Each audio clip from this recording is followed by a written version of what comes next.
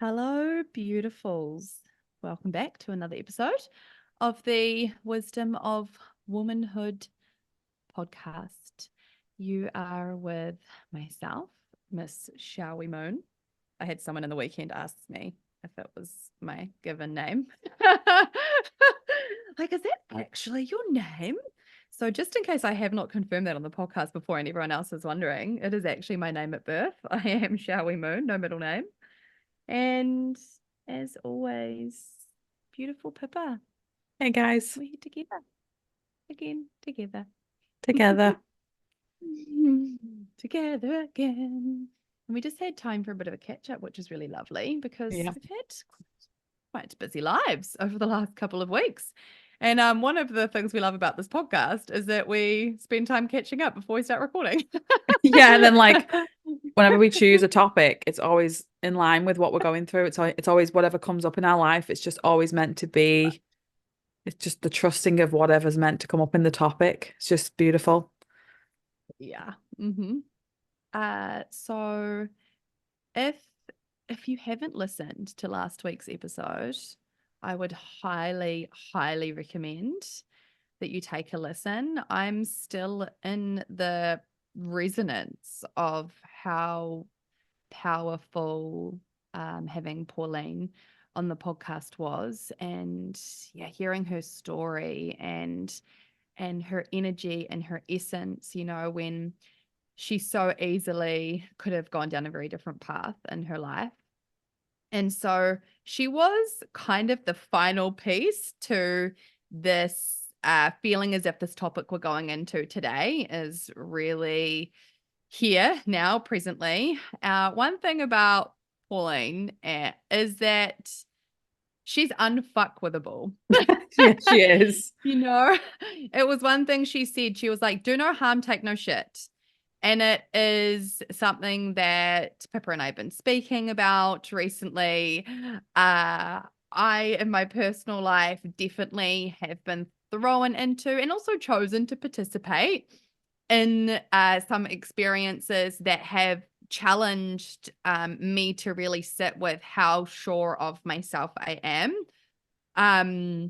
I was in a very public situation and received a lot of hate and a lot of retaliation and a lot of questioning of myself.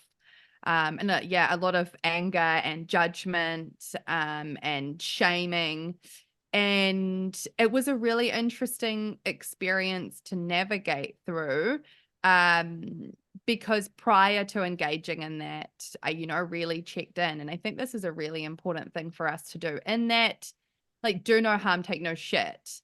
Yes, take no shit, but we really have to come back to this point of if I'm, maybe entering into something that could create conflict, or if I am, using my voice in some way, is it truly, truly aligned with us, who we are as people, our values, our beliefs?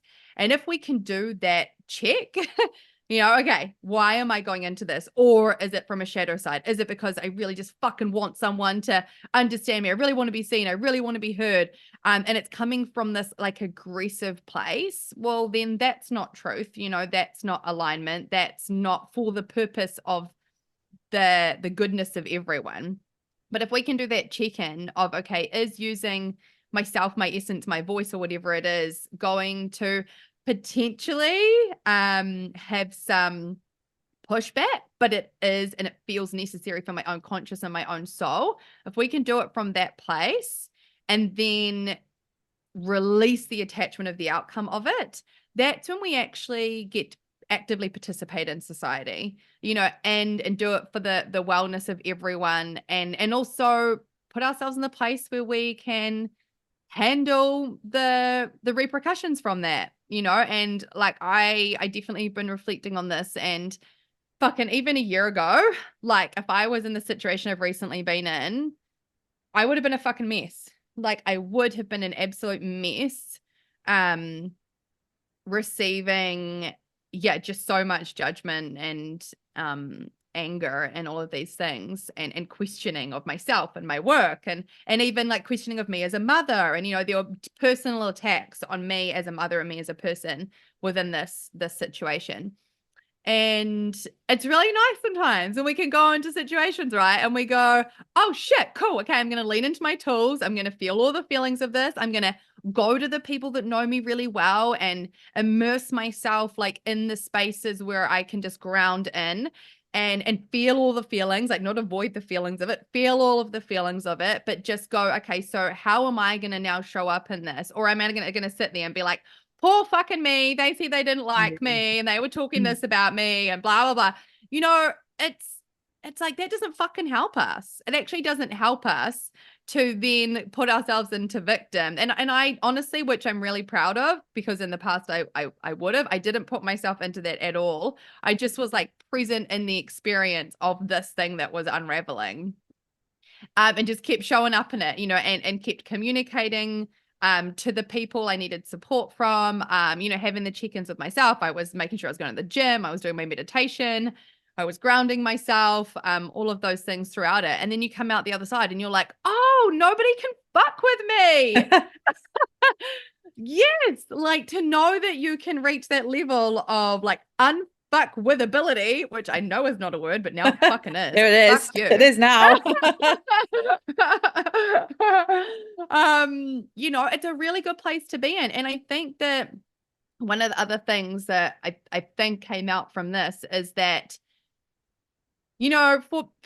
like people like Pippa and I, we have amazing friends around us, and they're really conscious and they're doing the work, and they take accountability and they have great communication. And it's a little bit of a bubble. Like, I'm going to be honest, it's a beautiful bubble, but it's not like the real world. The world has multifaceted humans, some of who own their shit, some of who don't, some of who, are doing the personal development, some of who project shit, some of who are in victims, some of who are perpetrators of abuse, like that's actually what's happening in the world. And like for me, it's been one thing recently where I was like, I want to keep taking steps outside of the bubble to see what's happening in the world outside of my beautiful community and my beautiful work, so that I then know how I can continue to best show up and the things I need to do in order to reach more people. Because I think we're really at this point as wellness practitioners and in the spaces we work in, is that we actually need to reach the people that are the people that are judging and shaming and, in a victim place and all of those at that really deep level. And so in order to do that, we've got to expand our reach, which was never actually my intention of doing what I did and how I navigated through that. But it has been an interesting byproduct of it, is that more people that potentially wouldn't have come across conversations or ideas that we have within our communities are being exposed to them. And I would actually like all of us to, in some way, whether it's just like a chat with someone at school, at school pickup or something that, maybe isn't in the world, and, drop in some conversations in there, whether it is you're having a chat with the person at the checkout, maybe a colleague or something, and just like expanding the space for people to choose to come and participate if they want to in more growth, because that's really what we need to be doing in order to create the movement that we want to create.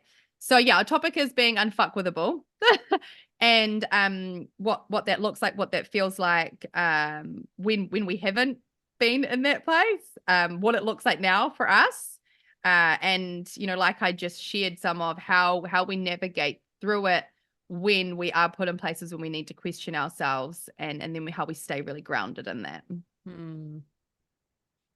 You mentioned the bubble, like it's so comfortable to be in the bubble, isn't it? You're around people who love you and who, but then stepping out the bubble, you're like, oh shit. Like, but one thing I admire about what you did the other week, Showie, was as your friend, I have seen the judgments, I have seen the hate. And as your friend, I wanted to go in and be like, F you. But I know it's not my place, and I know it's not going to gain anything. Yeah. But what I reflected on it, because we spoke about it last week, when I first saw it, I sent you something, and I loved what you said, because it was a reminder for me as well of like, this is happening all over the world, and it's happening to so many people, like the judgments, the shame, the hate, especially to celebrities and to people who are in the limelight, who are shining and things like that. And you said, I want to stay true to me, and remainder of like seeing the good in people, keep seeing the good in people. And it was a reminder for me, because that's who I am. Like, I choose to see the good in a person, in a situation, a blessing in a situation. And you reminded me of that, because I got a bit on my high horse and I was like, how dare they? Like, that victim mentality of, seeing my friend get slated. I was like, oh Mhm. no. So, the protection part came in of like that bubble. You're in my bubble. And, so, but you reminded me of that. Like, I know you're unfuckwithable, so like, you got this shit, and I'll always have you back no matter what. That's what the friends are for, in a sense of, but I know that you can handle whatever comes your way. You're going to take what you need from whatever comes your way. Mhm. So, as Shawi goes through part of her journey of this, over the weekend, something came up for me that happened to me 3 years ago. And I'd never publicly shared. I'd spoke about it a little bit on a podcast maybe, but never really shared it publicly. And it was around giving my power away. It was around unwavering faith in myself. And that's why I love this topic choice, because it's like, okay, the universe is like, here's an example. Without going into the full detail, 3 years ago, Chris and I were separated because of COVID. We were in separate countries, and it was really challenging. I'm not going to lie. It was probably one of the hardest things I've been through.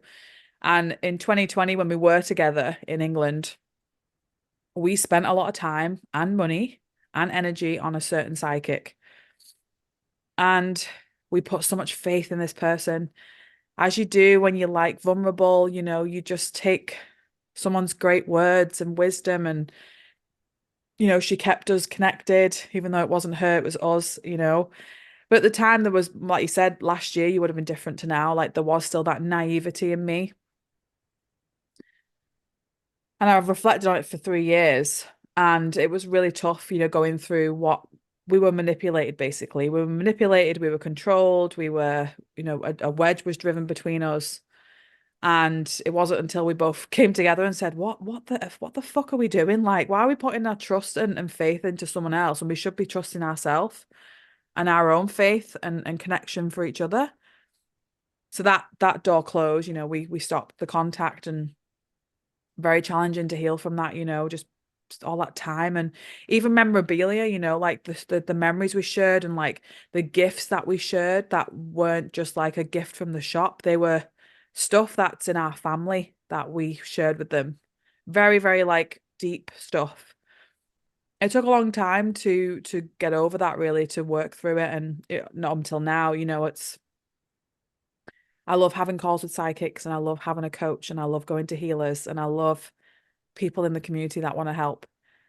But also a reminder that I don't need it all the time. I've got my own intuition, I've got my faith. It sometimes does get tested. I get opportunities where I'm like, okay, remind to have faith, reminder to know that you are your own healer. But again, it was that unwavering of like, I put all my, and my family could see it, like my mom could see it, my sister could see it, and I was just in this bubble, like a bubble, like I was in a bubble of, I need this woman to keep me going. And that became that really, like trauma bonded, really, of like, I can't do this without her. And then branching away from that, it was like scary. Like, holy shit, what am I supposed to do now? Like, it's rediscovering, like, that I have that power within me, reclaiming that power within me as well. And Chris had to do the same. If he was here now, he would say exactly the same. As a man, he just had to reclaim his own power and reclaim his own intuition. And I think it's happening all over the world. People are using people's pain for gain, and it's not okay. We're here to empower people in their own lives. And I think, being in that bubble with amazing friends, it's great. And, but like when you do step out of that bubble, it's like, oh shit, I've still got stuff to work on. That's what I loved about Pauline last week. She said, you can read 1,000 books a year and watch 1,000 videos a year, but if you're not applying that shit to your life, what's the point? Mhm. So it's like that's where the shit comes in, the deep stuff, because you got to be like, okay, that really triggered me today, or that really affected me, I was really hurt by that, or whatever it is. There's some stuff I need to work on there, like that shadow's still there. So yeah, it was just kind of really interesting to reflect on it because I haven't really thought about it in a long time. And it came up over the weekends, probably came up for this reason, to remind people listening that, I'm not saying don't go find sidekicks and don't go find coaches and healers and therapists, because we're here to do an amazing service. We're here to help and support, but, trust yourself and your own intuition, and you have all the tools you need. We just ignite them. Like, we just ignite the healer in you. We ignite that part of you that is maybe lost, and you find it again. You're like, oh shit, I've got this. I can do this. Chow is a great example of that, finding that alignment in that turmoil of shame and hate. And I did a reel about it the weekend. Not everyone's cup of tea, not everyone's cup of coffee, not everyone's cup of champagne, because everyone doesn't like those things. You've got to be your own unique flavor. So find that unique flavor. Within that experience, like reflecting back, there's two parts to it, right? There's yes, there are definitely some people within all areas that, whether consciously or subconsciously, are there to gain power over instead of peace with, and use in some way. And then also the other part of it is though taking responsibility, right? And so what part of us sacrificed our own truths and our own sense of self and essentially allowed ourselves to be fucked with? And what were we trying to gain from that? And often it's just human needs that are trying to be met, having that extra support, feeling like you had someone to rely on, feeling like it was a lot to carry in yourselves and not knowing. And so it's going, when we actually allow ourselves to be fucked with by life, by people, whatever it is that compassionate piece around, we're either in programming, where we're trying to get needs met or whatever it is. But it's going, do you really fucking want to live your whole life just allowing life to fuck you? Or can we take responsibility and go, my whole internal and external world is created by me. It is created by every single one of us. The way that we see the world, the things that we allow, the things that we participate in, we are designing the way that our lives are.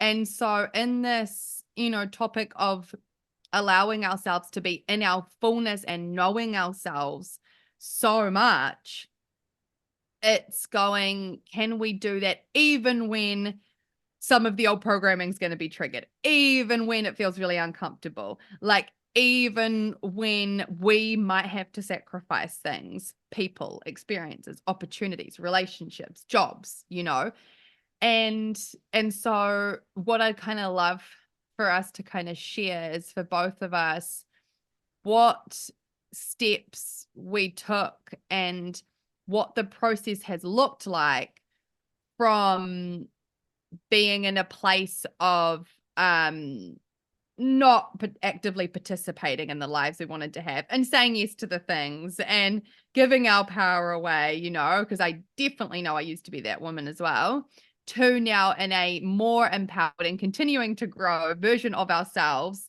that does no harm, takes no shit. Well, she nurtured my victim. So me being in a victim mentality was great for her. So it was a reminder for me to be like, okay, so the more of a victim I am, the more she has money. She's got, she's got supply for whatever she needed for. So the process of moving through, like, because how many times I put my hand up, I do this. We get into a rut, we get into a state of, I need some support, like I need help. We reach out for support. We reach out to, we want to find the best therapist, the best coach, the best healer. They come along and they just, they're amazing, and they help us to go, oh God, I feel so much better. the reminder in myself when I was going through this whole process was like, what about on the good day where I feel like fucking the best I've ever felt? Hiring a therapist then, being like, I'm not coming to you now because I'm in a victim mentality. I feel like shit. I'm coming to you because my life's fucking great at the moment. So it's a reminder for me that like when I'm in a victim mentality, you know what it's like. Everything's like shit, and you're like, oh, poor me. I need help. I forgot how I can help myself. I'm just, ugh. And then after like a few calls with or healing sessions, you feel, oh, I'm great now. Showie's helped me and I feel great. It's just amazing. But then, you know, that is amazing that Showie and I get to do that for people and we help them, support them. But what about the times where you do feel good? Like the days where they are great. You wake up and you're like, oh, today's a good day. Like they're the days that I want to work with people as well, because it's a reminder of like, I get to feel like this. I get to feel this, and this is me. So it's the same, like, what did David G say? The meditation guy said we shouldn't be emergency meditators, like, oh, I'm having a shit day, let's meditate for 3 hours. We should meditate when life's good. You feel at peace, Mhm. because so much comes into our life, doesn't it? Like, how many times do we have a really great day and we feel aligned and everything's good and we have that beautiful, peaceful, like loving, compassionate energy surrounding us, and we're like, oh, this is bliss. And you meditate on that day. Holy shit, the stuff you get Mhm. through, the things you can channel and download. So for me, it was just the journey of self-mastery, the journey of self-awareness, of being like, okay, how am I feeling today? And do I need to give my power away to feel a certain way? Or do I need to reclaim power where I've given it away to feel better, to be better? And that's what I was that girl. I would say yes to everything, yes to this, yes to that. You can take some of my power, you can take some of this power. And I became a shell of myself. I became this person that needed all the time someone to fix it for me. I relied on coaches, healers to solve it for me until I came across a really good, amazing, spiritual, beautiful woman that said, you don't need my help. And she really got to the point where she's like, you have everything you need in every cell of your body. And it just hit me. It just hit me like, it's not like I'll never not have a coach or a healer again. Because I love going to healers and I love having experiences. I love having hypnosis. I love trying new things. Like, it's beautiful and we get to support each other. But it was a reminder yesterday going through and meditating on it. Like, I'll never give my power away like that again. Mhm. Not for someone to abuse it and to manipulate it and then send it back. Mhm. Um, First thing on this is that we actually never need anyone.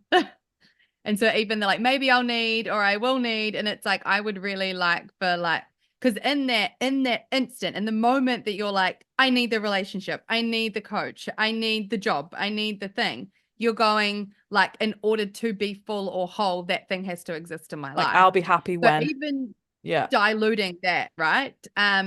Okay, so like say the same situation came up now. Do you feel like the shift that's happened in those couple of years in is your awareness into actually what's happening within yourself, your own behaviors, other people's behaviors? Do you think that that's been one of the biggest shifts that has got you to this place now of being able to recognize that if the same experience came? Yes, it's still like there in a fact where like I have a down day and I'm like, I can feel that old programming come up, of like, oh, I feel like I need help, but then it's like I remind myself of what I've learned. And I think it's funny because if I ever do desire to have like, a call with whoever, the stuff they tell me I already know. So it's like I come off it and I'm like, why am I not trusting what I already know? Like, it's like we don't, for me, it was like I just was like, stop distrusting my own knowing, Okay. my own me, Pip, you know, and it just, and there's a time where I used to get so frustrated with myself because I would just put my fingers in different pies, like, coaches, healers, all this. I have my fingers on these pies, and I'd have certain people I want to go to and get support from. And it was always the same message for me, was like, they're literally coming back telling you all the things you already know. There was nothing that was like, it's like part of me, this is obviously like me showing vulnerability, a part of me wanted to hear something that I didn't know. They would go, oh, so there's still a part of me that's incomplete. That's still not trusting the full essence of Pip. And I think that never happened because, like, there's just this sense of maybe an old wounding of mine, that was mine, of my words and wisdom not feeling or being worthy enough for me to take it seriously.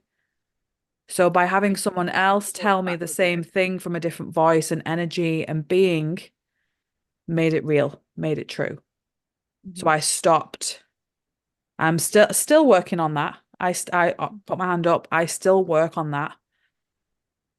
And that's why social media's come up for both of us, because I find that I go on social media and I'm like, oh, and I watch someone like, channel a message on a reel or video, and I'm like, and I can feel the pull, like the draw to be like, oh, maybe I should book a call in with her and see what she says. But I just go, no, no, no. And it's still there. I'm still working on it, and I'm okay to say that, because it's a work in progress.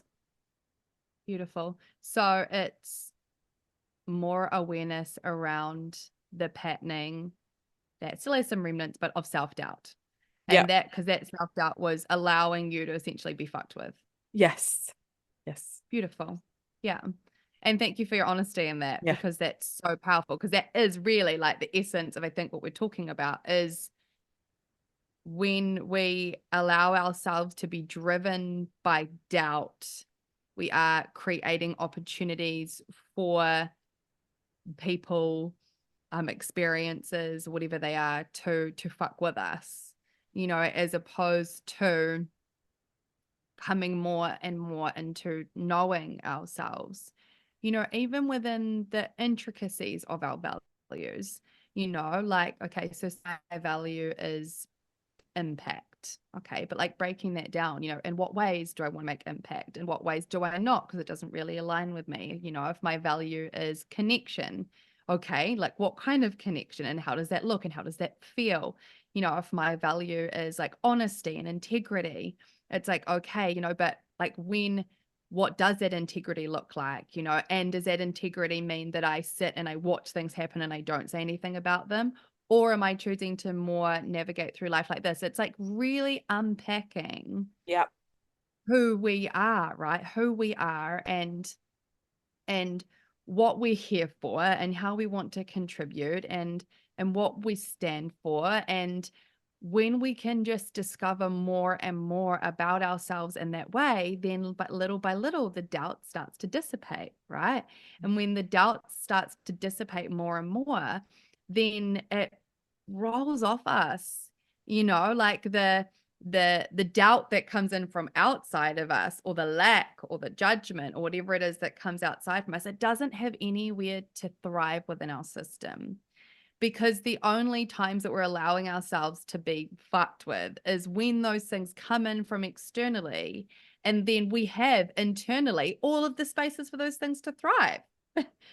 Doubt comes in from outside of us and we're like, great, here's a place for this to exist and thrive because we're in that. And that's what it really, when we bring it back, I think that part of it, and then also like the practices like you're talking about before, is that the things that we've spoken about lots in this podcast, like the nervous system health practices, looking after your body, looking after your mind, looking after your spirit, looking after your social wellness, your sexual wellness, your all of these parts of you. We say we do it not because we're using it as emergency measures, but we're saying that we encourage you to incorporate these things into your life because they create a more healthy foundation and baseline.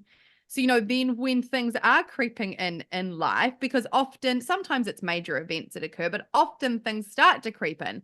Little bit of anxiety, a little bit more anxiety, and then all of a sudden we're like in the hole and we haven't realized we've got there.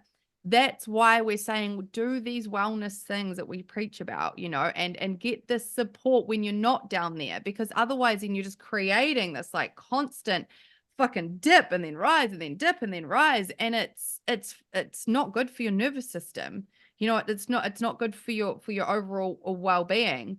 And so like when I even, okay, this is a really like small example of something I recognized the other day. So I have spent the last 10, 15 years donating to charities in different ways. And usually I'll like donate to a charity for a couple of years and I'll donate to another charity, blah, blah. And then I stopped doing that like a year ago, because I'm actually starting up my own charitable organization with the Rites Passage program we're doing. I mean, it's a lot, and I'm, you know, investing a lot of time and money into that and other things. And I had a phone call the other day from one of the charities I used to donate to. And I was like on the phone, and me in the past, it's funny because I had put on this veil over donating as I'm a good person and I donate to charity. And I literally would like make myself feel good about myself by being like, yeah, I'm a good person. I contribute to the world. And I like put on this whole persona, and I didn't know I was doing it, but I was actually trying to convince myself that I was a good person, because underneath it, I didn't feel like a good person. Like underneath it, I was still carrying all of the stories of like, you know, mental abuse and manipulation and stuff from my early years. And of feeling like I was a piece of shit and I didn't want to live. And so I was in like creating these opportunities for people to fuck with me. And not that you shouldn't donate, but I couldn't say no. Like if I saw someone walking out of the supermarket, I would say yes to them every single time. And then they'll be on the phone and be like, hey, do you want to know? I'd be like, okay. Because I was feeding self-loathing. That's actually what was happening. Like under the falsity of like this, right? And so anyway, I'm on the phone the other day, and the lady, and I said to her, and I know they've got a script they have to go through. And the first thing I said is like, I'm actually about to run out the door for my son's rugby practice, you know, and she's like, oh, it'll only take a few minutes. And I was like, oh, she's not fucking listening to me, you know, and I understand they have a job, but I was like, okay. And she starts going, and I'm like trying to get the kids ready, but I'm like, okay, I'm like checking in with myself. Okay. I don't need to leave right this moment. I'll give her, you know, I also respect that this is her job. And anyway, she's going through the thing, and she said, why did you start up? And I said, oh, it was IHC. So they're like the biggest corporation here that work with disabilities. And so for those of you that don't know, I do work with Whananga Order, with the Tautoko Mai, and the work I do around healthy relationship education with people with physical and mental impairments. And so she's like, well, and I said, oh, this is actually the work I do now. And, you know, blah, blah. I said, I'm actually starting up my own charity at the moment. And she asked me about it. And I said, look, I don't have extra, not that I didn't have, it was actually, I'm focusing all, and I actually worded it like this. I'm putting my extra resources and time into starting up a charity right now. So I'm not going to be donating to any other charities at the moment. And then she still wasn't listening to me. And then the last thing she said, oh, well, you know, some people are blah, blah. And I actually said to her at the end, I said, honey, I know you've got a script you need to go through, but I've really clearly said I'm doing more than 95% of people right now to give back, and particularly to the community that you're talking about. Please listen to me. Like it was this like, no, come on. Like I'm not enjoying this. And I didn't say in a rude way. Anyway, and I finished the phone call. And I was like, holy fuck, that is so different to who I would have been like a couple of years ago, even. And it's like a really small example of it, but it's the ways that we show up in the small things are the ways we show up in the big things. You know, and it's these like, how can we utilize small opportunities in our lives to be like, am I actually giving this person, this thing, the opportunity to fuck with me, to sway me out of where I actually want to be in life and what I want to be doing. And you know, it's even like little things like you know, if you're at a job and you haven't had a pay rise in X amount of time, and you know that you fucking deserve a pay rise, and you see other people doing them, you are allowing yourself to be fucked with. Like, it's how much can you honor yourself, even in some uncomfortable conversations, even in like actually asking for your worth. Same thing in relationships. I see it all the time, like small comments between couples. And I understand we're not perfect, but you know, it's every time that we allow someone to be out of honoring and integrity for ourselves, we're saying to ourselves, I don't give a fuck about myself. Yeah. And so, and you're the only one that gets to fucking choose that. Like, you are the only one that gets to choose how you deserve to be treated in the world, and for what you ask for and what you don't ask for.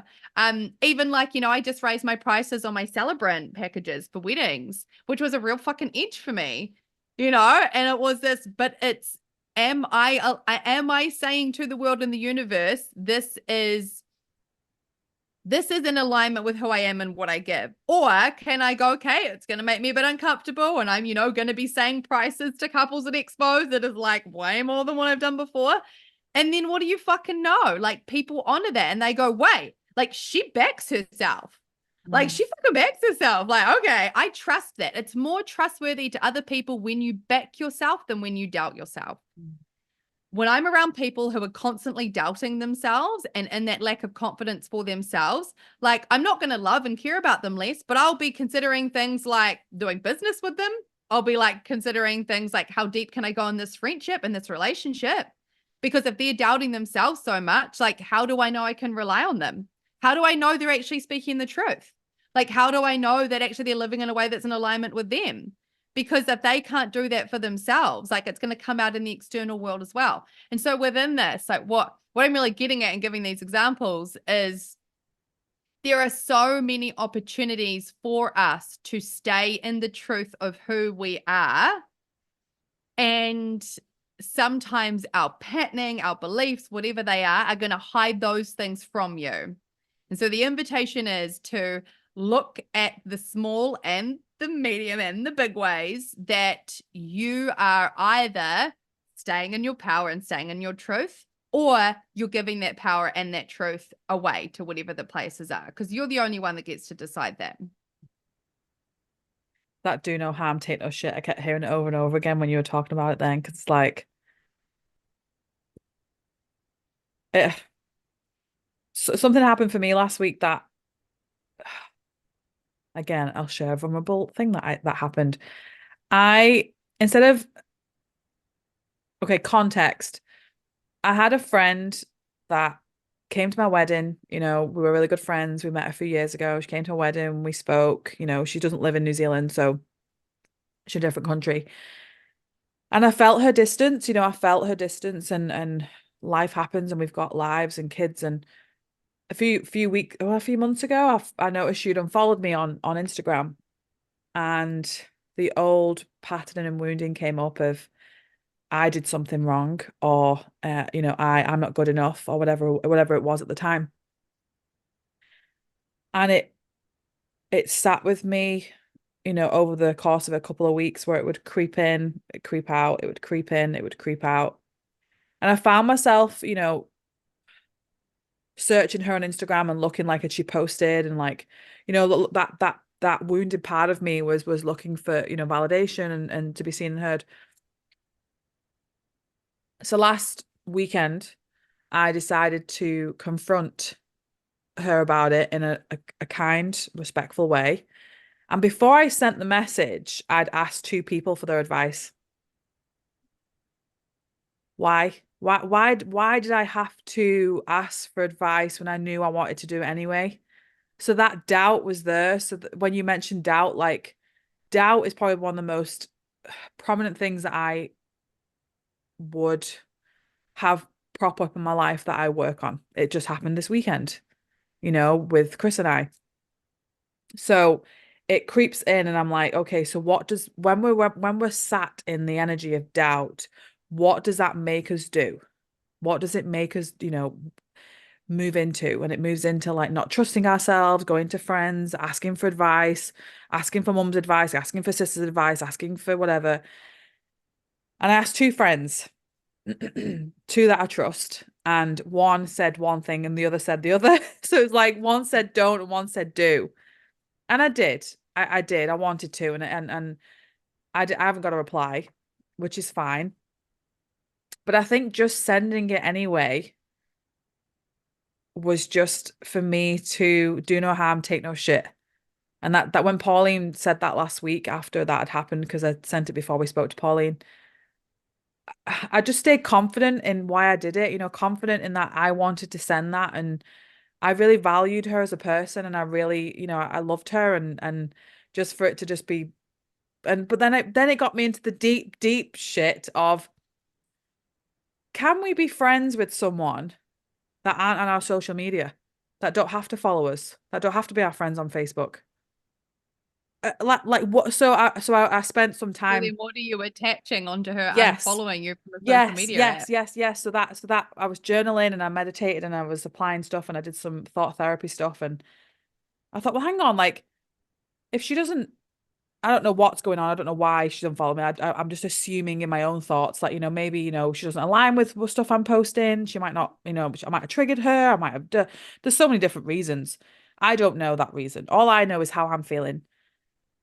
But it got me thinking down that little rabbit hole of thought, which that's why applying this shit's so powerful, because I thought to myself, she could still be my friend just because she's unfollowed me. Why have I assumed she's fell out with me? And this is the older version of Pip creeping in a little bit. And I gave her some love and I was like, it's okay. Like if she, but then, what I did, and this is me showing my vulnerable side, because this is how we grow and we share things. When I'd noticed she'd unfollowed me, I was like, "Ugh." So I deleted her off Facebook. And I was like, what? That was my reaction. That was my impulsiveness from my nervous system reaction of fight flight. So I was like, oh, I need to protect myself. So, and I said that in the message. I said, I acted impulsively and reactory to you unfollow me. And I apologize for that. It was just because I was really hurt. But I really sat with it and I'm glad I did message because it got me thinking of those things. Like, why do we attach friendship, relationships, whatever it is, to a follow, a friend on Facebook, a text, a phone call, a this, a that, a this? Like, why can we just live our life in alignment to true, like, why am I even noticing that? I had to notice and actually search that she'd unfollowed me. I had to search for that.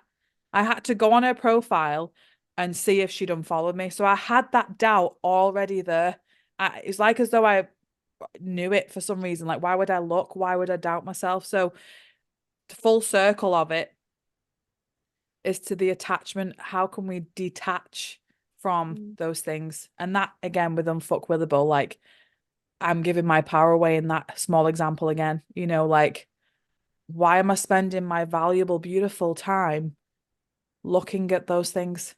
So it was a real big, and I'm thank you for listening, because that's really vulnerable for me to share, because that's me going into like my really shitty habits that I know, and ugly parts of myself that I know are there and I'm constantly working on. But we've, I've we all do things like that. We're not, we're human and we're curious and but it was again that message of attachment to what we think should be this and should be that. So I'm kind of glad and proud that I'd gone through that whole process of, and then listening to you talk about this minimal thing on your phone. Like, I'm like, yes, please give it to Yeah. me. I need that kind of thing, to work through. So yeah, it just reminders of that, like, staying true to who you are. Well, I think it's, if we look at what you're gaining from it.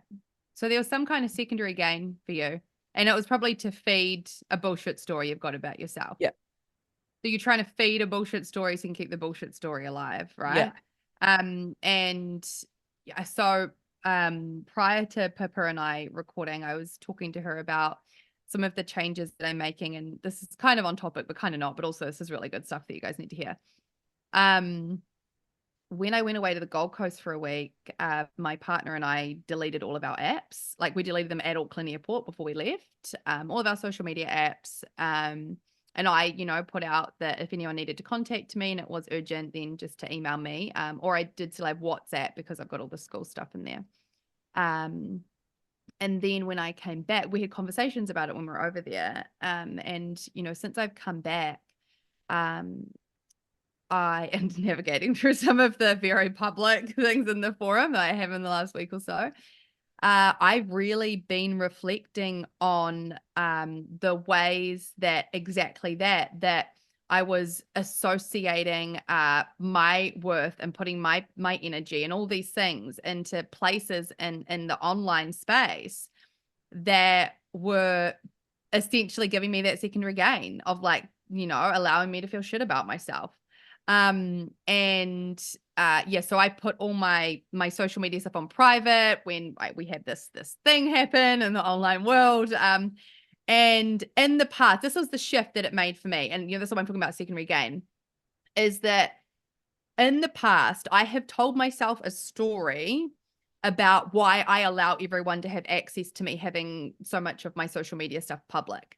And the story was like, I need to inspire people. I need to be of service to people. I need to give people wisdom. I need to teach people.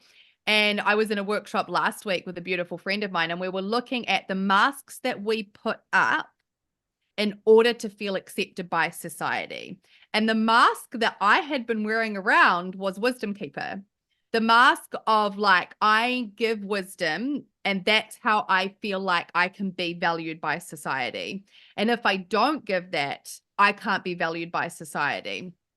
And I've really been looking at that, but what it was also doing was energetically exposing me and having everyone be able to have access to me. And, because I always had the apps, and I turned all my notifications off a couple of months ago. But yeah, and so I took my page off from a business to personal and put it on private. And then I so now I only have my social media apps a day a week. I've just downloaded the minimalist app, which I would highly recommend. Like, everything is back to basics. There's no icons, there's no nothing. Everything's black and white, there's no color even. And then when you go into social media apps, you have a timer that you put on 10, 5, 15, 20 minutes, whatever it is. And then you can stay focused on it. And essentially this was me going, you know what? People don't get to come and fuck with me. And I am going to stop allowing myself to fuck with me as well. Like, I don't want to participate in the story of keeping these masks up, like keeping these things up in me. I actually want to take more accountability in my life for how I'm choosing to live. And it comes back to that, know thyself. Like, how the fuck can we know ourselves when we're constantly on a screen looking at everybody else's lives? Like, no, we're not getting to fucking know ourselves. And you can tell yourself as much as you're like, oh, I'm like looking at the holistic psychologist, and I'm like, I get it. That has been me and still is me. Well, to she's some not going degree. anywhere though, is she? She's not going to go anywhere. Exactly. And then we can be more proactive about it. But we're losing ourselves and our sense of self. And I want to do a whole fucking topic on this, because really this is in this, but it's a whole thing. Yeah.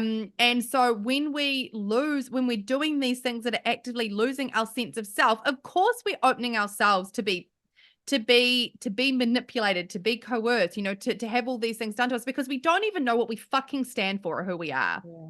And if you don't know what you stand for and who you are going like to the world and the universe, I don't care, just throw shit at me and we'll see what happens. Like, that's no fun. Like, it's not. And it's perpetuating a chaos cycle. It's perpetuating nervous system dysregulation. It's like we've got to stop being so powerless and in this victim place where we are a byproduct of the shadows of society. Like, we need more of us have the ability and the consciousness and the awareness to stop doing that. And it's a real call out, and I'm passionate about this today, and it's been, I'm blessed, absolutely fucking blessed to have manifested in a partner who lives by this so much.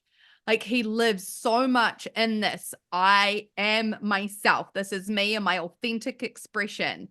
And not even if you don't like it, like, I don't give a fuck. He's just like, I'm not attached to whether you like it or not. I'm not attached to whether you like it or not.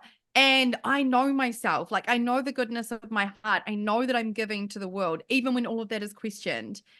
Like the journey that he's gone through in the last 6 months and prior, actually, like the last kind of 8 months, most people would not be able to do. And I'm going to tell you a couple of things that I know have made a difference to his life as well. It's active practices. Like, he does breath work every day. He has cold showers every day. He regularly exercises. He eats a very clean diet. And that's according to his own body. He has good fucking people around him that remind him of that. He's got a hot, sexy, gorgeous, intelligent Yeah, he girlfriend. does. That builds him up and believes in him. You know, like he didn't go into a relationship where like someone wasn't going to see all of him and accept all of him and support him in that.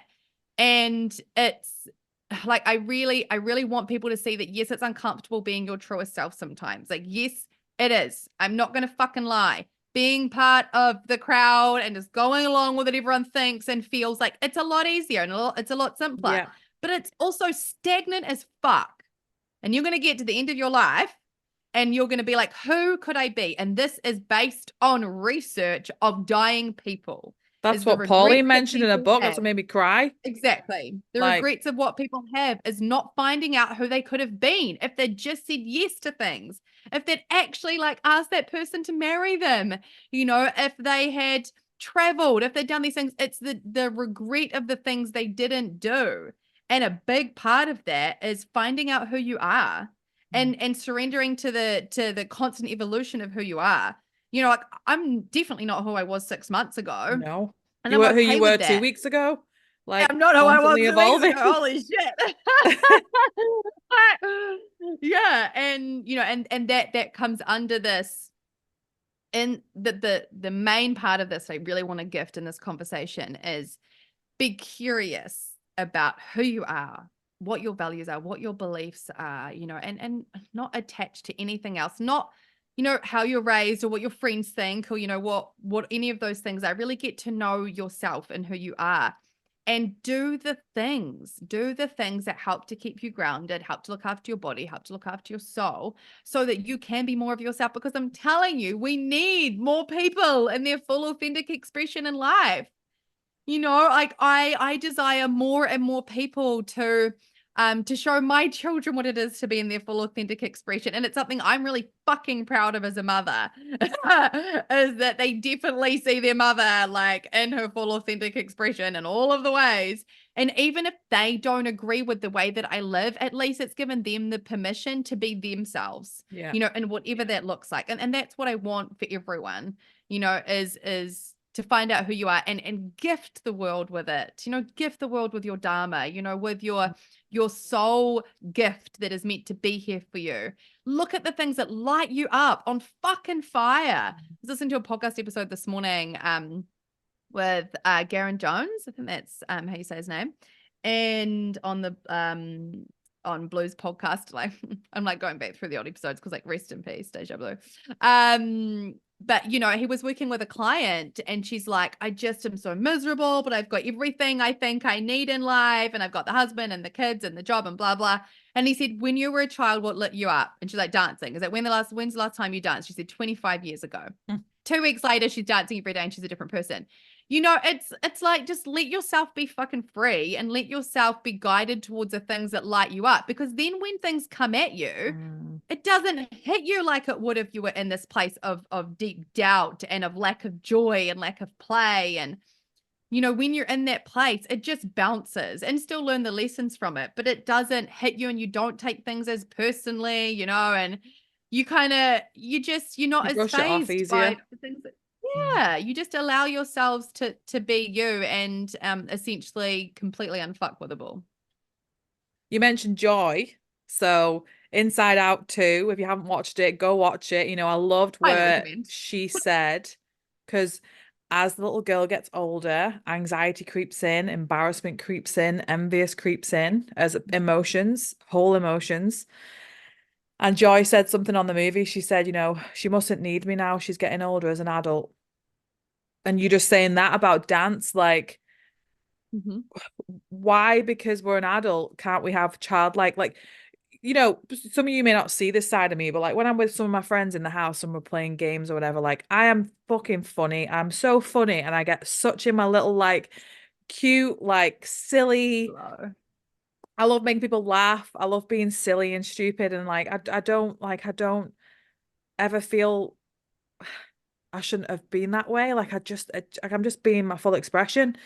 And you mentioned maybe that's another podcast topic we can do about self-mastery because it's coming up a lot for me lately is like the key to self-mastery and knowing ourselves. I think it was Peter Crone. I think that's his name. He spoke about it. I follow him on Instagram. He said about if someone's opinions affect you, it's because part of you believes it. like that kind Totally. of element. Totally. And when you mentioned about your masks, we all have masks. I saw masks as those, from internal family systems, we have protector parts, that come up in our life. And it reminded me of like knowing, because we help clients with that in what we're teaching and stuff. So it's like, if you know how your nervous system reacts to things, if you know your nervous system's going to have this reaction or Hmm. whatever it is, and you Hmm. know that your thought will go here, and you know that that wound will end up bleeding out in certain situations, or that certain mask or protector part will come out, like you can't be fucked with because you're like, No, I already know this shit. I got totally. You're it. like, I got it. hey. I got it. I've got it. I've got it. So it's like that is your greatest tool is self-mastery. Because Totally. like, I've got an ugly parts with an S on the end. Someone comes at me with that ugly part, I'm like, you're telling me stuff I already know. So like it's just so I think that'll be a follow-on topic for next week is, self-mastery and knowing thyself. Like the Knowing Thyself podcast is brilliant. I love the Know Thyself podcast. Just it's a journey. And even Pauline mentioned it. It's a journey. It's a constant journey of remembrance, reminders, opportunities, growth, learning. And, about a year ago, it's like a wounding was coming up, and I was like, "Oh, come on! I thought I'd got past this. Like, why does it keep coming up?" And I thought it's still there because it's not healed. It's not. It's still there as an opportunity for me to go. What can I take from this? What can I take from this and learn? There's a blessing in everything, in every single thing that you go through, and it's the trust and faith in the journey. And I think that's why leading on to the next topic, self-mastery, it's just come up everywhere. It's in books, it's on podcasts, it's like being mentioned, like, so I'm like, okay, how can we help people to discover deeper parts of themselves? Because I've always said, you probably heard that quote, the more deeply you know yourself, the more deeply you can know someone else. Because if they're in their wounded state, or if they're triggered, or if they're wearing a certain mask, because you've been there, and you understand it, and you can have more compassion for people. And it's like people need compassion and love on their journey. Like the stuff you've just been through the last 2 weeks, Shao, like it's not you, it's them. And you just wish you could just sprinkle this stuff over the world and everything, but it's the journey. It's part of the Yeah. beautiful journey we go on as a human. So Inside Out 2 talks about how every emotion has its place. Every emotion has a place in your life. And yeah, just navigating the wholeness of that.